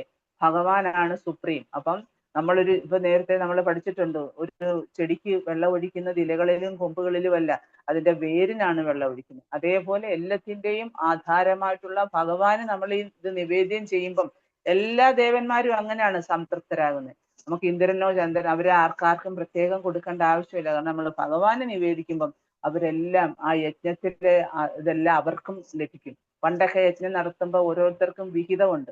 എല്ലാ ദേവന്മാരെയും ക്ഷണിക്കും, അവർക്കെല്ലാം വിഹിതം കൊടുക്കും. യജ്ഞത്തിന് അനുഷ്ഠിക്കുന്നത് യജ്ഞദേവൻ വിഷ്ണു ആണെങ്കിലും മറ്റു ദേവന്മാർക്കെല്ലാം അതിന്റെ വിഹിതം കൊടുക്കും. അപ്പൊ എന്ന് പറയുന്നത് നമ്മളിപ്പം ഭഗവാന് കൊണ്ടുപോയി ഈ നിവേദ്യം ചെയ്യുമ്പോൾ എല്ലാ ദേവന്മാർക്കും അതിന്റെ തൃപ്തി ഉണ്ടാകും. കാരണം എന്താണ്, ഭഗവാൻ എല്ലാവരുടെയും ഭഗവാന്റെ ശരീരത്തിന്റെ അംഗങ്ങളാണ്, അംശങ്ങളാണ് എല്ലാവരും. അഥവാ ഭഗവാന്റെ സേവകരാണ് എല്ലാവരും. അപ്പൊ അവരെല്ലാവരും സംതൃപ്തരാകും. അപ്പൊ അതാണ് അതൊക്കെ തത്വങ്ങളാണ്, ഭഗവാൻ പറഞ്ഞ് നമുക്ക് മനസ്സിലാക്കി തരുന്ന തത്വങ്ങളാണ്. അപ്പം ഇതേപോലെ നമ്മൾ ഭഗവാന് നിവേദ്യം ചെയ്തിട്ട് പിന്നെ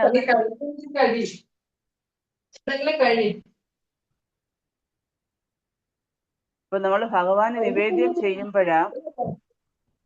ചെയ്തു കഴിഞ്ഞാല് അപ്പൊ പിന്നീട് നമ്മൾ അത് കഴിക്കുമ്പം നമ്മുടെ ജീവിതത്തിൽ ഉണ്ടാകുന്ന മാറ്റങ്ങൾ, നമ്മുടെ അവബോധത്തിന് സംഭവിക്കുന്ന കാര്യങ്ങൾ, നമ്മുടെ സ്വഭാവത്തിനും നമ്മുടെ ഓർമ്മയ്ക്കും എല്ലാം വേണ്ടിയാണ് ഇതെല്ലാം അൾട്ടിമേറ്റ്ലി ആർക്കാണ് പ്രയോജനം? ഭഗവാന്റെ കാരുണ്യമാണ് പ്രസാദം എന്ന് പറയുന്നത്, അല്ലേ? അതായത് ഇപ്പം ആയുർവേദത്തിൽ പറയുന്നുണ്ട് യോഗ 3 തരത്തിലുള്ള ഭക്ഷണം. അതായത് 17ാമത്തെ ചാപ്റ്ററിൽ പിന്നെ ഭഗവാൻ പറയുന്നുണ്ട്, അതായത് തമോ ഗുണത്തിലുള്ള ഭക്ഷണം, രജോ ഗുണത്തിലുള്ള ഭക്ഷണം, അതേപോലെ സാത്വിക ഗുണത്തിലുള്ള ഭക്ഷണം. അങ്ങനെ 3 തരത്തിലുള്ള ഭക്ഷണങ്ങളുണ്ട്. അതായത് ആയു, സത്വ, ബലാരോഗ്യ, സുഖപ്രീതി വർത്തന, രസ്യ, സ്നിഗ്ധ, സ്ഥിര, ഹൃദ്യ, ആഹാര, സാത്വിക പ്രിയ. അതായത് ദീർഘായുസ്, നിലനിൽപ്പിനെ തന്നെ ശുദ്ധീകരിക്കുന്നതും ബലം നൽകുന്നതും ആരോഗ്യത്തെയും സന്തുഷ്ടിയെയും സംതൃപ്തിപ്പെടുത്തുന്നതും വളർത്തുന്നതും രസവത്തും പ്രതീകരവും സ്നിഗ്ധവും ആസ്വാദ്യവുമായ ആഹാരമായിരിക്കും സാത്വിക സ്വഭാവമുള്ള ആഹാരം.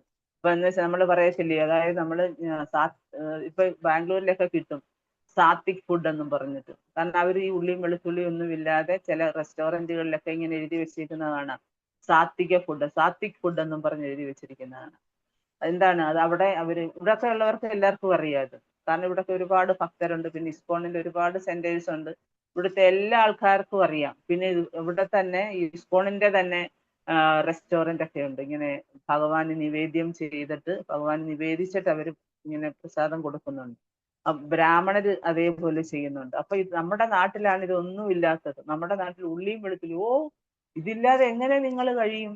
ഇങ്ങനെയാണ് ചോദിക്കുന്നത്. കാരണം അതൊക്കെ ഇതൊക്കെ നമ്മൾ കൃഷ്ണാവബോധം എന്താണെന്ന് നമുക്ക് അവരെ പഠിപ്പിച്ചു കൊടുക്കാന് നമ്മൾ ചെയ്ത് കാണിച്ചു കൊടുക്കുക. ചെയ്ത് കാണിച്ചു കൊടുക്കുമ്പോഴേ അവർക്ക് മനസ്സിലാകും എന്താണ് പ്രസാദം കഴിയുക. അവരറിയാതെ അവരുടെ ഹൃദയത്തിൽ മാറ്റങ്ങൾ വരും. അങ്ങനെയൊക്കെ ഒരുപാട് അനുഭവങ്ങളുണ്ട്. അപ്പൊ സത്വഗുണത്തിലുള്ള ആഹാരം കഴിക്കുന്ന ഒരു വ്യക്തിക്ക് ആ സത്വഗുണം സ്വഭാവം, അല്ലെങ്കിൽ ആ സത്വഗുണ പ്രധാനമായിട്ടുള്ള സ്വഭാവം അവന് കൈവരും. പിന്നെ രജോ ഗുണത്തിലുള്ളവർ എന്താണ്? കഡ്വം, അമ്ളം, തുഷ്ണ, അതായത് കയ്പ്, പുളി, ഉപ്പ്, രസം, പിന്നെ കടുത്ത ചൂട്, എരിവ്, വരൾച്ച, ഇപ്പൊ ഇവയൊക്കെ കൂടുതലുള്ള ആഹാര പദാർത്ഥങ്ങളെ ഇഷ്ടപ്പെടുന്നവരാണ്. അപ്പൊ അതാണ് രാജസ സ്വഭാവികൾ എന്ന് പറയുന്നത്. അപ്പൊ ഇത് ദുഃഖത്തിനും രോഗങ്ങൾക്കും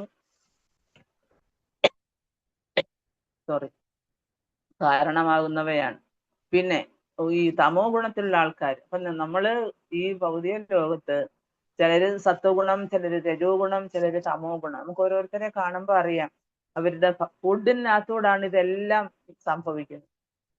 ഫുഡിനകത്തൂടാണ്. അപ്പൊ നമ്മൾ എന്ത് തരത്തിലുള്ള ചില ആൾക്കാരുണ്ടല്ലോ ഭയങ്കര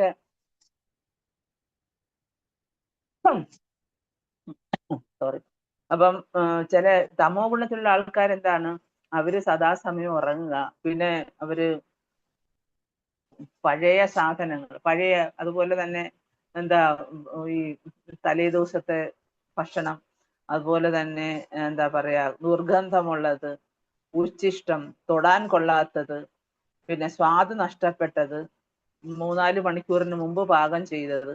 അപ്പൊ ഇങ്ങനെയൊക്കെയുള്ള ഭക്ഷണം കഴിക്കുന്നവർക്ക് ആയുസ്, മനഃശുദ്ധി, കായബലം ഇതൊക്കെ നമുക്ക് ആഹാരത്തിൽ നിന്ന് കിട്ടുന്ന ഇതൊക്കെയാണ്. എന്താണ് നമ്മുടെ മനഃശുദ്ധി, അതുപോലെ ആയുസ്, കായബലം. ഇപ്പൊ ആഹാരത്തിന്റെ ഉദ്ദേശം തന്നെ ഇതാണ്. നമ്മൾ എന്താണ് ഹെൽത്തി ഫുഡ് കഴിക്കുക, സാത്വിക് ഫുഡ് കഴിക്കുക എന്നൊക്കെ പറയുന്ന എന്തിനു വേണ്ടിയാണ്? നമ്മുടെ ശരീരത്തിന്റെ ബലവും അല്ലെങ്കിൽ ആയുസ് അല്ലെങ്കിൽ നമ്മുടെ മനഃശുദ്ധി ഇതെല്ലാം നമ്മൾ കഴിക്കുന്ന ഭക്ഷണത്തെ ആസ്പദമാക്കിയിരിക്കും. അതുകൊണ്ടാണ് പറയുന്നത് ആഹാരശുദ്ധവും ശുദ്ധസത്വവും. അതെന്ന് പറയുന്ന സത്വഗുണത്തിലുള്ള ഭക്ഷണം കഴിക്കുമ്പോഴാ നമുക്ക് എന്താ ഉണ്ടാകും? നമ്മുടെ മനസ്സിന് ശുദ്ധി ഉണ്ടാകും. ആഹാരശുദ്ധിയിലൂടെയാണ് നമ്മുടെ മനസ്സിനും നമ്മുടെ അവബോധത്തിനും ഒക്കെ ശുദ്ധി വരിക്കുന്നത്. അത് നമ്മുടെ സ്മരണ, നമ്മുടെ സ്മൃതി പദത്തിൽ വരെ അത് സ്വാധീനം ചെലുത്താൻ പറ്റും. നമ്മൾ ഇപ്പം ചില ആൾക്കാരുടെ ചില മിക്കവാറും എല്ലാവരും രജോ ഗുണത്തിലുള്ള ആൾക്കാരാണ്. അതായത് രജോ ഗുണത്തിലുള്ള ആൾക്കാർക്കാണ് കൂടുതൽ കയ്പ് ഇഷ്ടം, പുളി, അതുപോലെ കൂടുതൽ ഉപ്പ്, കൂടുതൽ കടുത്ത ചൂട്, എരിവ്. ചിലർക്ക് ഭയങ്കരമായിട്ട് എരിവ് വേണം ഭക്ഷണത്തിന്. അപ്പൊ അതൊക്കെ കാണുമ്പോൾ നമുക്കറിയാം അതൊക്കെ രജോ ഗുണമാണ്. അപ്പൊ നമുക്ക് തന്നെ വിലയിരുത്താം ഓരോരുത്തരുടെ ഭക്ഷണ പദാർത്ഥങ്ങളോട് ഉള്ള ഇഷ്ടാനിഷ്ടങ്ങളിലൂടെ നമുക്ക് മനസ്സിലാക്കാൻ പറ്റും. അവരവർക്ക് തന്നെ വിലയിരുത്താൻ പറ്റും നമ്മൾ ഏത് ഗുണത്തിൽ വർത്തിക്കുന്നവരാണ്. ചിലർക്ക് ഇതിന്റെ മിക്സ് ആയിരിക്കും, സത്വവും രജോ ഗുണത്തിന്റെ മിക്സ് ആയിരിക്കും. ചിലർക്ക് രജോ ഗുണവും തമോ ഗുണവും തമ്മിലുള്ള മിക്സ് ആയിരിക്കും. പക്ഷെ തമോ ഗുണത്തിലുള്ള ഫുഡ് കഴിക്കുന്ന ആൾക്കാര് അപ്പം അവരുടെ ആ മാനസിക നില തന്നെ വ്യത്യാസമായിരിക്കും. മനസ്സിലായോ? അവരുടെ ആ അവരുടെ സ്വഭാവത്തിലും അവരുടെ പെരുമാറ്റത്തിലും. ഇപ്പൊ നമുക്ക് ആരെയും കുറ്റം പറയുകയല്ല, കുറ്റം പറയാൻ പറ്റത്തുമില്ല. കാരണം അതൊക്കെ നമ്മൾ ചെറുപ്പത്തിലേ ശീലിച്ചു വരുന്നതാണ്. ഓരോരുത്തർക്കും ഓരോരോ സ്വഭാവ രൂപീകരണം നമ്മുടെ വീട്ടിൽ നിന്ന് തന്നെ, നമ്മുടെ ചെറുപ്പത്തിൽ നിന്ന് തന്നെ നമ്മൾ ശീലിച്ചു വരുന്നതാണ്. പിന്നീട് നമ്മള് എന്താ കൃഷ്ണാവബോധം, ഇപ്പൊ നമുക്ക് അതിനു മുമ്പ് നമ്മളെ ആരും ഇതൊന്നും പറഞ്ഞു തന്നിട്ടില്ല. പക്ഷെ നമ്മൾ കൃഷ്ണാവബോധത്തിൽ വരുമ്പോഴാണ് ഈ എന്താണ് പറയാ ഈ പറഞ്ഞിട്ടുള്ള ശുദ്ധി. ഇപ്പൊ നമ്മൾ എന്തെങ്കിലുമൊക്കെ പ്രോഗ്രാമിനൊക്കെ നിങ്ങളൊക്കെ വരുമ്പോൾ അവിടുന്ന് പ്രസാദം കിട്ടുന്നു, ആ പ്രസാദം കഴിക്കുന്നു. അപ്പം അതുപോലെ നമ്മൾ പറയും ജഗന്നാഥിന്റെ പ്രസാദം, അതുപോലെ ഭഗവാന് നിവേദിച്ച പ്രസാദം, നമ്മളെ വിഗ്രഹത്തിന് വിശേഷിച്ച് വിഗ്രഹത്തിന്റെ മുന്നിൽ അത്രയും മാത്രം ശുദ്ധിയോടും അതേപോലെ ഭക്തിയോടും സ്നേഹത്തോടും പ്രേമത്തോടും നമ്മൾ ഭഗവാന് നിവേദിച്ച് കഴിയുമ്പോഴാണ് അതിനകത്തുനിന്ന് ഭഗവാന്റെ അതീവ കാരുണ്യമാണ് ഭഗവാൻ ചൊരിയുന്നത്. ഭഗവാന്റെ കണ്ണുകൾ കൊണ്ട് അങ്കാനി യസ്യ സകലേന്ദ്രിയ വൃത്തിമന്തി. ഭഗവാന് നമ്മൾ നിവേദിക്കുമ്പം ഭഗവാന്റെ കണ്ണുകൾ കൊണ്ടാണ് ഭഗവാൻ അതിനെ ആഹരിക്കുന്നത്. അപ്പൊ അങ്ങനെ പിന്നെ അതേപോലെ ആരാണോ അത് നിവേദിക്കുന്നത് അവരുടെ ഭാവത്തെയാണ് ഭഗവാൻ ഗ്രഹിക്കുന്നത്. ആരാണോ അത് പിന്നെ തയ്യാറാക്കിയത് അവരെത്ര ശുദ്ധിയോടും ഭക്തിയോടും സ്നേഹത്തോടും ഭഗവാനെ സ്മരിച്ചിട്ടുമാണ് ഇത് നമ്മൾ ചെയ്യുന്നത്, അവരുടെ ഭാവത്തെ ഭഗവാൻ സ്വീകരിക്കും. അപ്പൊ ഇതെല്ലാം കൂടെ ചേർന്നാണ് നമുക്ക് പ്രസാദമായിട്ട് നമ്മുടെ മുന്നിൽ എത്തുന്നത്. അപ്പൊ അതുകൊണ്ടാണ് നമ്മൾ പ്രസാദത്തെ ഓണർ ചെയ്യുന്നത്. എന്താ ഓണർ ചെയ്യുക എന്നർത്ഥം? അതായത് നമ്മള് എന്താ പിന്നെ ആ പ്രസാദം കഴിക്കുമ്പോഴാണ് ഇത് ഭഗവത് പ്രസാദമാണ്, ഇത് കഴിക്കുമ്പം എനിക്ക് ഭഗവാന്റെ കാരുണ്യം എന്നിൽ നേരിട്ട് വന്നു ചേരുകയാണ്. പ്രസാദം എന്ന് വെച്ചാൽ എന്താ അർത്ഥം? കാരുണ്യം എന്നാണ് അർത്ഥം, അല്ലെ? ഭഗവത് പ്രസാദം എന്ന് വെച്ചാൽ ഭഗവത് കാരുണ്യം എന്നാണ് അർത്ഥം. അത് നേരിട്ട് വന്നു ചേരും. അപ്പൊ നമ്മൾ അതിനെ എപ്പോഴും ബഹുമാനം കൊടുക്കണം. അതാണ് നമ്മളെ ബഹുമാനത്തോടു കൂടി അത് ഭഗവാന്റെ പ്രസാദം. അപ്പൊ ആ ഒരു മൂഡ്, നമ്മുടെ ഭാവം വരണം അവിടെ. നമ്മൾ അത് സ്വീകരിക്കുമ്പോ പോലും ഭഗവാന്റെ അനുഗ്രഹം കൊണ്ടാണ് എനിക്കിത് കിട്ടിയത്, ഭഗവാന്റെ അല്ലെങ്കിൽ എന്റെ ഗുരുവിന്റെ അനുഗ്രഹം കൊണ്ടാണ്. ഇപ്പൊ ഇവിടെ പറയുന്നത് എന്താണ്? ഗുരു ചെയ്യുന്നത്, അദ്ദേഹം ഈ 4 തരത്തിലുള്ള ഭക്ഷണ പദാർത്ഥങ്ങൾ ഉണ്ടാക്കി ഭഗവാന്റെ മുന്നിൽ നിവേദിക്കുന്നു. അത് അദ്ദേഹം എന്നിട്ട് അത് എല്ലാവർക്കും ഡിസ്ട്രിബ്യൂട്ട് ചെയ്യുന്നു, എല്ലാവർക്കും വിതരണം ചെയ്യും. വിതരണം ചെയ്തു കഴിഞ്ഞാൽ അത് ഭഗവത് ഭക്തന്മാര് കഴിക്കുമ്പോൾ ഗുരുവിന് ഭയങ്കര സംതൃപ്തി ഉണ്ടാകും. കാരണം എന്താ, അവർക്കെല്ലാം ഭഗവാന്റെ അനുഗ്രഹം കിട്ടി. അപ്പൊ അതാണ് ഗുരു നോക്കുന്നത്. ഗുരു ഓഫർ ചെയ്ത് അദ്ദേഹം തന്നെ കഴിക്കുകയല്ല, അദ്ദേഹം തന്റെ ഭക്തന്മാർക്കും കൊടുക്കും. അപ്പൊ അതാണ് നമ്മളൊരു ടെമ്പിളിൽ വന്നു കഴിഞ്ഞാൽ എപ്പോഴും പ്രസാദം കൊടുക്കണമെന്ന് ശ്രീല പ്രഭുപാദ പറയും. ആര് വന്നാലും അവർക്ക് എപ്പോഴും പ്രസാദം കൊടുത്തിരിക്കണം. ഒരു നിഷ്കർഷയാണ്. അതേപോലെ നമ്മുടെ വീട്ടിലും ആരെങ്കിലും ഗസ്റ്റ് വരുവാണെങ്കിൽ അവർക്കും പ്രസാദം കൊടുക്കണം. നമ്മൾ ഭഗവാന് നിവേദിച്ച് എന്തെങ്കിലും ഒരു ഫ്രൂട്ടോ, ഭഗവാൻ പറയല്ലോ ഫലമോ ജലമോ, ഇപ്പൊ എന്തെങ്കിലും ഭഗവാന് നിവേദിച്ച് എന്തെങ്കിലും അവർക്ക് കൊടുത്തു കഴിഞ്ഞാൽ അവർക്കും കിട്ടും. നമുക്കൊക്കെ ആരൊക്കെയോ കഴിഞ്ഞ ജന്മം എന്തെങ്കിലുമൊക്കെ ഇങ്ങനെ തന്നിട്ടുണ്ടാവും ഭക്തന്മാര്. ഒരു നേരത്തെ ഒരു പ്രസാദമോ അല്ലെങ്കിൽ ഭഗവാനെ നിവേദിച്ച് ഒരു ഫലമോ എന്തെങ്കിലും നമുക്ക്, അതാണ് അജ്ഞാത സുഹൃതയായിട്ട് അവിടെ കിടന്നത്. അതുകൊണ്ടായിരിക്കും നമുക്ക് ഈ ഒരു ജന്മത്തിൽ ഭഗവാന്റെ പ്രസാദം കഴിക്കാനും അല്ലെങ്കിൽ ഭഗവാന്റെ സേവനം ചെയ്യാനും ഭഗവാന് തന്നെ നിവേദ്യം, നമുക്ക് സ്വയം ഭഗവാന് നിവേദ്യം ചെയ്യാനും ഒക്കെയുള്ള അവസരം ഉണ്ടായത്. അപ്പൊ എന്ന് പറയുന്ന പോലെ നമ്മൾ മറ്റുള്ളവരെ ഹെൽപ്പ് ചെയ്യുക, ഗുരു ചെയ്യുന്ന അതാണ്. അദ്ദേഹം ഭഗവാന് നിവേദിച്ചിട്ട് ഈ നിവേദ്യം എല്ലാവർക്കും വിതരണം ചെയ്യുന്നു. ആ പ്രസാദം അവര് കഴിക്കുന്ന കാണുമ്പോൾ അദ്ദേഹം വളരെ വളരെ സംതൃപ്തനാകും. അതാണ്. അപ്പൊ നമ്മൾ ചെയ്യേണ്ടത് എന്താണ്, ഭഗവാൻ പറയുന്ന പോലെ നമ്മൾ സാത്വിക ഗുണത്തിലുള്ള ഭക്ഷണം കഴിക്കാൻ ശ്രമിക്കുക. അതുപോലെ കഴിവതും ഭഗവാന് നിവേദ്യം ചെയ്തതിന് ശേഷം ഇപ്പൊ അതിനിപ്പം ചിലർ പറയൂ എനിക്ക് നിവേദ്യ മന്ത്രം ഒന്നും അറിയത്തില്ല, പിന്നെ ഞാൻ എങ്ങനെ ഓഫർ ചെയ്യുന്നത്. നിവേദ്യ മന്ത്രം ഒന്നും പഠിക്കണമെന്നില്ല, പഠിക്കണം, അത് പഠിക്കേണ്ട അത്യന്താപേക്ഷിതമാണ്. പക്ഷെ നമ്മൾ കൊണ്ടുചെന്ന് അതാണ് നമ്മുടെ ഹൃദയമാണ് ഭഗവാൻ, നമ്മുടെ ഹൃദയം കൊണ്ട് ഭഗവാൻ അർപ്പിക്കുകയാണ്. ഭഗവാനെ ഞാൻ അങ്ങയുടെ മുന്നില് ചിലര് പറയും എന്തോ എന്റെ വീട്ടിൽ മണിയില്ല മാതാജി, ബെല്ലില്ല, ഞാൻ പിന്നെ എങ്ങനെ ഓഫർ ചെയ്യുന്നു. ഇതൊക്കെ എന്ന് വെച്ചാൽ അത് ഒരു ടെമ്പിൾ ഫോർമാലിറ്റിയാണ്. നമ്മുടെ ഹൃദയത്തിന്റെ ശുദ്ധിയാൽ നമ്മൾ ഭഗവാന് നിവേദ്യം വെച്ച് ഭഗവാന്റെ മുന്നിൽ കൊണ്ടുവന്ന് അർപ്പിച്ചിട്ട് ഭഗവാനെ ദയവ് ചെയ്ത് ഈ ഉപഹാരമാണ് ഭഗവാന് കൊടുക്കുന്ന ഒരു സമ്മാനമാണ്. നമ്മുടെ ഹൃദയത്തിന്റെ പരിശുദ്ധിയാൽ നിർമ്മിച്ച ആ ഉപഹാരം സ്വീകരിച്ച് എന്നോട് കാരുണ്യം കാട്ടണേ. ആ ഒരു മൂഡാണ് നമുക്ക് വേണ്ടത്. ഇപ്പം പണ്ട് ദുര്യോധനൻ എന്തുകൊണ്ടാണ് കൃഷ്ണനെ വിളിച്ചു, കൃഷ്ണ ഈ വീട് ആരുടേതാണ്, അത് എന്റെ വീടാണ്, 300 മുറികളുണ്ട്, എല്ലാം ബാത്ത് അറ്റാച്ച്ഡ് ആണ്, അതുപോലെ നിനക്ക് ഇവിടെ വാ, നിനക്ക് വിശ്രമിക്കാം, നിനക്ക് ഞാൻ ഭക്ഷണം തരാം, പിന്നെ എന്താണ് സ്വർണ്ണ പാത്രത്തില് 100 വിഭവങ്ങൾ ഉണ്ട്, നിനക്ക് ഇവിടെ വന്ന് കഴിക്കാം എന്ന് കൃഷ്ണനോട് പറയുമ്പോ കൃഷ്ണൻ അവിടെ നിന്നില്ല. എവിടെ പോയി, നേരെ നടന്നു പോയി ചെന്ന് നോക്കിയപ്പോ ഒരു ചെറിയ ഒരു കുടില്. ഇത് ആരുടെ വീടാണ്, വിതുരൻ അവിടെ നിൽക്കുന്നത്. പറഞ്ഞ അത് അങ്ങയുടെ വീടാണ്. മനസ്സിലായി, ഇത് ഞാൻ പറഞ്ഞിട്ടുണ്ട് ഇവിടെ ക്ലാസ്സിൽ, ഇത് അങ്ങയുടെ വീടാണ്. അപ്പം അദ്ദേഹം പെട്ടെന്ന് അതിനകത്തോട്ട് കയറി, അങ്ങയുടെ വീടാണ്, ഇത് എന്റെ വീടാണ്, നമുക്കെല്ലാം അതാണ്, ഞാൻ എന്റേത്, എനിക്ക് വേണ്ടി ഞാൻ ഭക്ഷണം ഉണ്ടാക്കുന്നു, എന്റെ ഭക്ഷണം, അത് പിന്നെ അല്ലെങ്കിൽ അപ്പൊ ഈ ഒരു മനോഭാവം ഒക്കെ നമുക്ക് മാറും കൃഷ്ണ കോൺഷ്യസ്നെസ്സിൽ വരുമ്പോൾ. അതാണ് നമ്മുടെ മനസ്സ് വളരെ ശുദ്ധമാകും. ഇടുങ്ങിയ ചിന്താഗതികളൊക്കെ മാറുമല്ലോ നമ്മുടെ ഓട്ടോമാറ്റിക്കലി. അപ്പം വിതുരരെത്തി വിതുരപത്നി എന്താ ചെയ്തത്, കൃഷ്ണനെ കണ്ടപ്പോ അവര് പ്രതീക്ഷിച്ചില്ല കൃഷ്ണൻ ഇത്രയും നമ്മുടെ വീട്ടിൽ വരുന്നെന്ന്. പെട്ടെന്ന് അവർക്ക് എന്ത് ചെയ്യണമെന്ന് അറിയാമേ, ഭഗവാൻ ഒരു ചൂടെടുത്തിട്ട് കൊടുത്ത് ഭഗവാനെ അവിടെ തിരുത്തി ഒരു പടല പഴം എടുത്തിട്ട് വന്നിട്ട് ഭഗവാന്റെ മുഖത്ത് നോക്കിക്കൊണ്ട് എന്താണ് ആ ഭക്തി, അവരുടെ ആ സ്നേഹം, ഭഗവാനോടുള്ള ആ എന്താ പറയാ ഹൃദയത്തിൽ നിന്ന് വരുന്ന ഹൃദയം ആർദ്രമാകും. അങ്ങനെ വരുന്ന ആ സ്നേഹത്താൽ എന്താ ചെയ്തത്, അത് പൊളിച്ചിട്ട് പഴം കളഞ്ഞിട്ട് തൊലിയാണ് ഭഗവാന് കൊടുത്തത്. ഭഗവാൻ അത് ഭക്ഷിക്കുകയാണ്. വിതുരര് വന്നിട്ട് ചോദിച്ചു, നീ എന്തായി കാണിക്കുന്നേ, ഭഗവാന് നീ എന്താണ് തൊലി കൊടുക്കുന്നത്? അപ്പൊ കൃഷ്ണൻ പറഞ്ഞു, നീ മിണ്ടരുത്, അവള് സ്നേഹത്തോടു കൂടി തരുന്നതാണ്. അതാണ് നമ്മള് ഭഗവാനെ കണ്ടു കഴിയുമ്പോൾ അതാണ് ശരീരം മറക്കുക എന്ന് പറയുന്നത്. അങ്ങനെയാണ് അഷ്ടസാത്വിക ഭാവമൊക്കെ വരുന്നത്. ഞാൻ ഈ ശരീരമല്ല, ഭഗവാനും ഞാനും, അതാണ് ആത്മാവും പരമാത്മാവും തമ്മിലുള്ള ബന്ധമാണത്. അതിനെ നമുക്ക് അത് ഏറ്റവും ആത്യന്തികമായിട്ടുള്ള നിലയിലുള്ള ബന്ധമാണ്, ഏറ്റവും അതീന്ദ്രിയമായിട്ടുള്ള ബന്ധമാണ്. അതേപോലെ തന്നെ ഭക്തന്മാര് തമ്മിലുള്ള ബന്ധം, ഭഗവാൻ, ഭക്തി, അതേപോലെ എന്താ പറയാ ഭക്തര്, ഇതെല്ലാം ബന്ധപ്പെട്ട് കിടക്കുകയാണ്.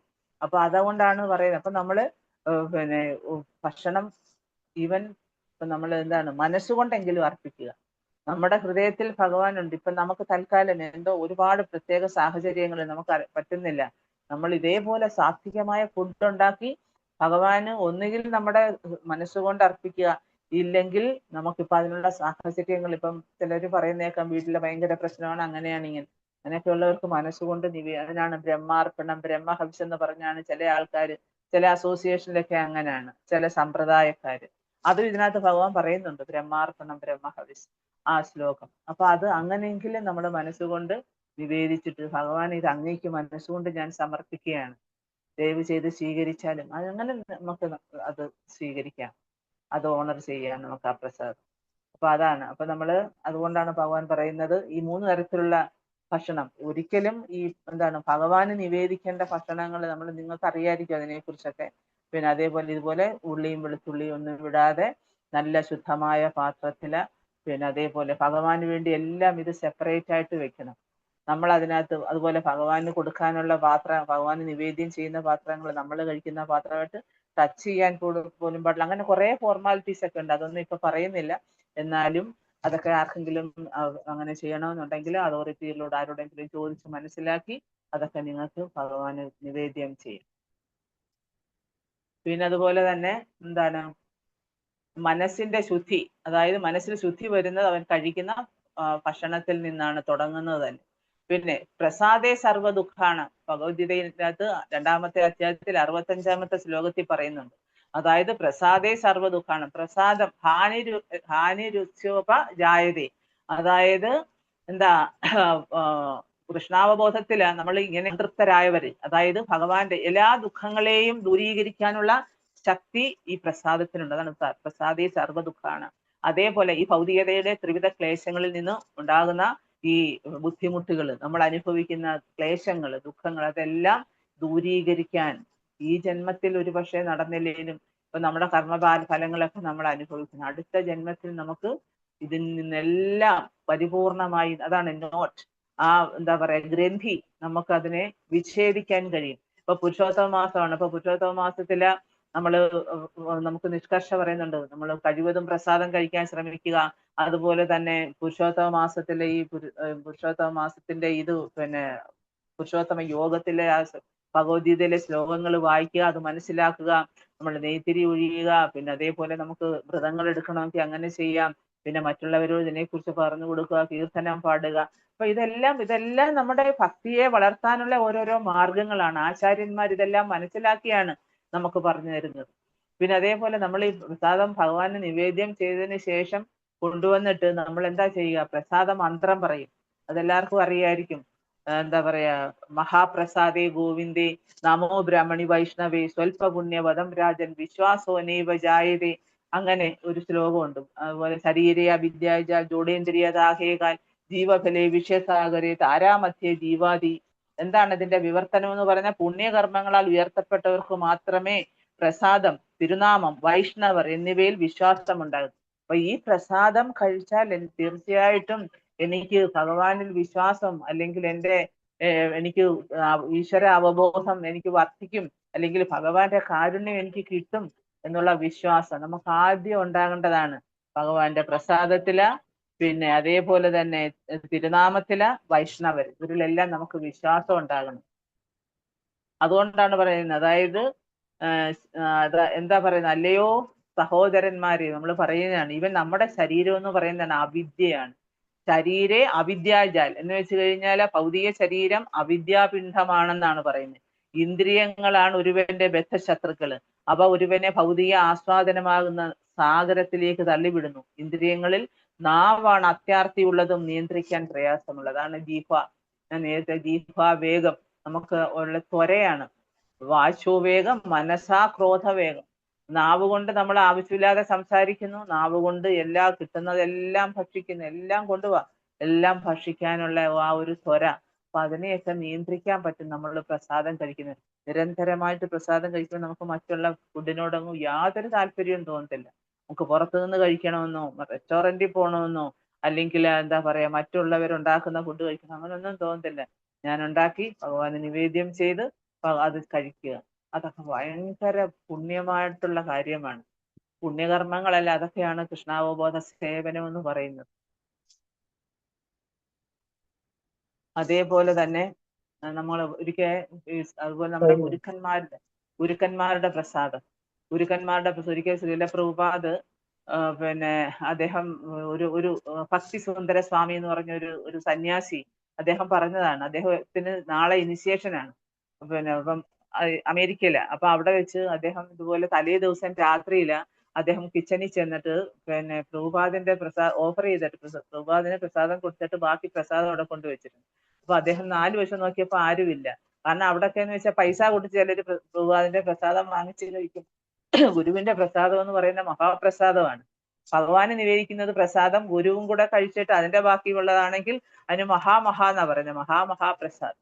അപ്പൊ അന്നേരം അദ്ദേഹം ചെന്നിട്ട് 4 വശം നോക്കി ആരുമില്ല. അദ്ദേഹം എന്ത് ചെയ്തു, അടുക്കളയിൽ ചെന്നിട്ട് കുറച്ച് പ്രസാദം എടുത്ത് കഴിച്ചു. പിറ്റേന്ന് അദ്ദേഹത്തിന്റെ ഇനിഷ്യേഷനാണ്. അപ്പൊ പ്രഭുപാദ ഇനിഷ്യേഷന്റെ സമയത്ത് പറയാണ്, അത് പിന്നെ ഭഗവാന് 4 വശവും കണ്ണുകളുണ്ട്, ജഗത് ചക്ഷുവാണ് ഭഗവാൻ. അപ്പം ആരെന്ത് ചെയ്താലും അതെല്ലാം ഭഗവാൻ ഒരാള് കാണും. പ്രഭുപാദിന് സന്തോഷവുമായി. കാരണം എന്താണ്, പ്രഭുപാദിന്റെ ആ പ്രസാദത്തിനോടുള്ള അദ്ദേഹത്തിന്റെ ആ ആകർഷണം അല്ലെങ്കിൽ ആഗ്രഹം പ്രഭുപാദ്, കാരണം വെച്ചാൽ ഗുരുവിന്റെ പ്രസാദം കിട്ടുക എന്ന് വെച്ചാൽ അതൊരു മഹാഭാഗ്യമാണ്. അദ്ദേഹത്തിന്റെ ആ ഒരു നന്മകളും പിന്നെ കർമ്മങ്ങളും ഒക്കെ നമ്മളിലും വന്നു ചേരും. അപ്പൊ ഭഗവാന്റെ കാരുണ്യം നമുക്ക് കിട്ടും നമ്മൾ മഹാപ്രസാദം കഴിച്ചാൽ. അതുപോലെ ഗുരുവിന്റെ മഹാപ്രസാദം കഴിച്ചാൽ ഗുരുവിന്റെ അനുഗ്രഹം കിട്ടും. നമ്മള് ഗുരു മഹാരാജൊക്കെ വരുമ്പം ഗുരു മഹാരാജ് പ്രസാദം കഴിച്ചു കഴിഞ്ഞ് അത് എടുത്തു വെച്ച് അത്ര പ്രഷ്യസ് ആണത്. അതുകൊണ്ട് എല്ലാവർക്കും കൊടുക്കും. ചിലര് വിചാരിക്കുമോ ഞാൻ എങ്ങനെ അത് കഴിക്കുന്നത്, മറ്റുള്ളവര് കഴിക്കുന്നത്, അങ്ങനെ മെന്റാലിറ്റി ഉണ്ട്. അങ്ങനെയുള്ളവർക്ക് കൊടുക്കത്തില്ല നമ്മൾ. അതുകൊണ്ടാണ് ഗുരുവിനെ മനസ്സിലാക്കിയവരും ഗുരുവിൽ വിശ്വാസമുള്ളവരും വൈഷ്ണവരിൽ വിശ്വാസമുള്ളവരും അത് എന്താണ് മഹാപ്രസാദമായിട്ട് അത് സ്വീകരിച്ച് അവര് അതിനെ ഓണർ ചെയ്യും. അതാണ് പ്രസാദത്തിന്റെ മഹിമയെന്ന് പറയുന്നത്. അപ്പൊ ഇതെല്ലാം നമ്മളെ പഠിപ്പിച്ചു തരുന്നതും ഈ നിർദ്ദേശങ്ങൾ തരുന്നതും എല്ലാം ഗുരുവാണ്. അപ്പൊ ഈ ഗുരുവിന്റെ കാരുണ്യത്തിന് നമ്മൾ പാത്രീഭവിക്കണമെങ്കിൽ നമ്മൾ ഇതുപോലെ ഭഗവാന്റെ പ്രസാദവും ഗുരുവിന്റെ പ്രസാദവും ഒക്കെ കഴിച്ച് നമ്മുടെ മനസ്സിനെ അവബോധത്തെ ശുദ്ധീകരിച്ച് നമ്മൾ കൂടുതൽ ആധ്യാത്മിക ഉന്നതിയിലേക്ക് ഉയരുക. അപ്പൊ അതൊക്കെയാണ് ഇതിൽ നിന്ന് നമ്മൾ മനസ്സിലാക്കാൻ പറ്റും. ഹരേ കൃഷ്ണ. Thank you. ആർക്കെങ്കിലും എന്തെങ്കിലും സംശയം ഉണ്ടെങ്കിൽ ചോദിക്കാം.